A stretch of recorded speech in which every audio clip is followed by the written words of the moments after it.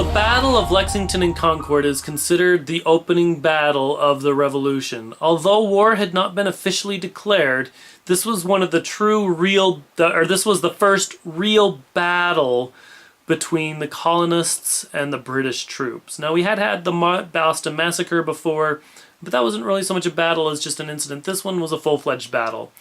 Now, what had happened is that there were many troops in Boston. Remember that the British government was trying to control Boston. So they sent lots of troops there to enforce these laws, these really, really harsh laws, the intolerable acts. So there were a lot of troops in Boston. Boston people didn't like this at all. And we're actually talking about war, and we're talking about defending themselves, and we're talking about independence. How to get rid of the British troops. Well, part of their plan was to get a bunch of weapons. If you're going to fight the biggest army in the world at this time, you need to get a lot of weapons. So they got a lot of weapons, and they were beginning to store them in Concord, Massachusetts, which was a little ways outside of Boston. They began storing weapons. Well, the British Army heard about this, and they decided that they did not like the idea that the colonists were starting to gather weapons together. So they sent an army to march from Boston to Concord to go and destroy these weapons, or to gather them, or to get rid of them so that the colonists couldn't use it. Well, as they were marching, this is where the Minutemen come into play. Because while they were marching, the colonists gathered to fight.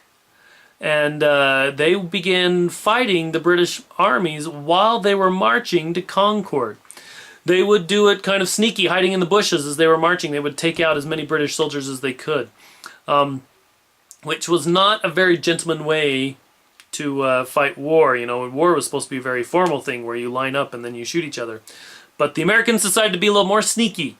So while the British troops were marching to Concord to destroy these weapons, the Americans actually opened fire and started firing and attacking the British. Now the British fired back, and these are the real first battles of the American Revolution.